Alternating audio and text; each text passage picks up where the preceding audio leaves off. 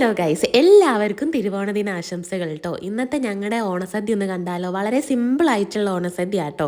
ശർക്കര ഉപ്പേരിയും പയറിൻ്റെ ഉപ്പേരിയും പച്ചടിയും നല്ല അവിയലും കൂട്ടുകറി എനിക്ക് അത്ര ഇഷ്ടമില്ലാത്തതുകൊണ്ടാണ് കേട്ടോ ഞാൻ കുറച്ച് വിളമ്പിയത്. പപ്പടും അതുപോലെ തന്നെ നല്ല ചൂട് ചോറും ചൂട് സാമ്പാറും ആയിരുന്നു കേട്ടോ ഉണ്ടായിരുന്നത്. ഇന്ന് സിമ്പിളായിട്ടുള്ള ഓണസദ്യ ആയിരുന്നു. അതിനുള്ള കാരണം എന്ന് വെച്ചിട്ടുണ്ടെങ്കിൽ ഇവിടെ എല്ലാവർക്കും ഭയങ്കര പനിയാണ് കേട്ടോ. ഭയങ്കര പനിയും ജലദോഷവും ഒക്കെയാണ്.